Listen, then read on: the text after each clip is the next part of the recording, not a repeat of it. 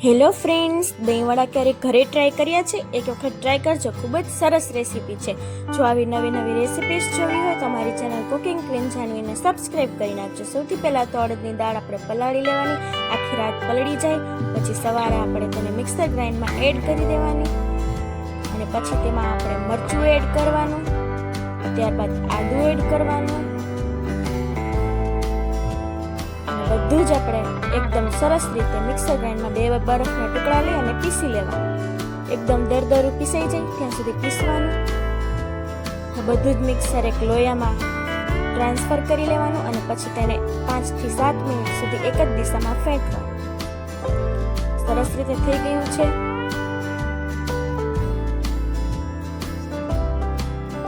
હવે આપણે પાણીના વાટકીમાં લઈ અને જોઈ લેવાનું. એકદમ સરસ રીતે ઉપર આવી જાય છે. હવે મિશ્રણ એકદમ તૈયાર છે. હવે આપણે ઈનો લઈશું, ઈનોનું 1 પેકેટ એડ કરી દઈશું, ત્યારબાદ સ્વાદ પ્રમાણે મીઠું એડ કરીશું અને પાછું 2 મિનિટ સુધી ફેંટીશું. હવે તૈયાર થઈ ગયું છે. એક લોયામાં પાણી ગરમ મૂકીશું, એની પર કાંઠો, હવે ભાતો સાવાની જે ચાયણી હોય તે આપણે મૂકી દઈશું અને એમાં આપણે ગોટા મૂકીએ એ રીતે આપણે વડાને મૂકવાના છે.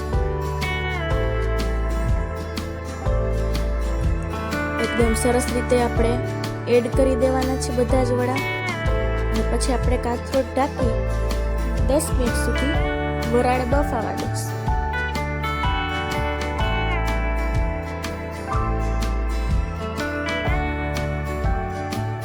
દસ મિનિટ સુધી આવી જ રીતના રાખવાનું છે. પછી એકદમ ખોલીને જોઈએ, એકદમ ફ્લફી થઈ જાય છે, ચડી ગયા હોય છે. હવે આપણે દહીંવડાની પ્લેટ તૈયાર કરી લઈશું. એ માટે પહેલા લોયામાં પાણી, એમાં સંચર એડ કરીશું.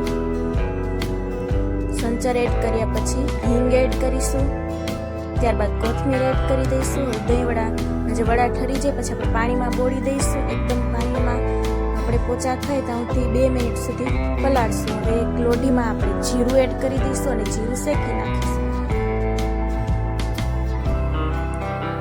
સરસ શેકાઈ ગયું છે જીરું.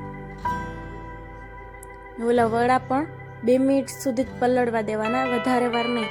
હવે એકદમ જીરું સરસ શેકાઈ ગયું છે. દહીંવડાની પ્લેટ કરવા માટે આપણે એક થાળી લઈશું અને તેમાં આપણે પહેલા તો મીઠું દહીં લઈશું.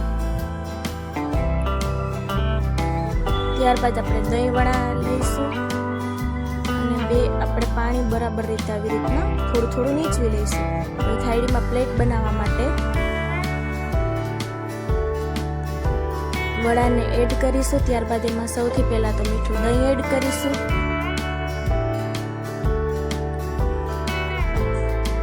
ત્યારબાદ લસણવાળી ચટણી એડ કરીશું. ગ્રીન ચટણી એડ કરીશું.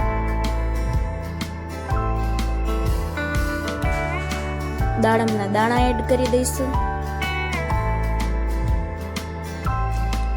જીરું શેકેલું આપણે એડ કરી દઈશું. ત્યારબાદ કોથમીર એડ કરીશું અને સેવ. આ બધું જ તૈયાર થઈ ગયું છે. આ એકદમ પ્લેટ સરસ છે. એક વખત ઘરે ટ્રાય કરજો. ખૂબ જ સરસ રેસીપી છે. આવા નવા નવા વિડીયોઝ જોવા માટે અમારી ચેનલને સબસ્ક્રાઇબ કરી નાખજો. જો વિડીયો ગમે તો વિડીયોને લાઇક કરો, કમેન્ટ કરો અને વધુમાં વધુ ફ્રેન્ડ સાથે શેર કરો અને અમને કમેન્ટમાં કહેજો કે આ રેસીપીસ તમને કેવી લાગે છે. Thank you. એક વખત ઘરે જરૂર ટ્રાય કરજો.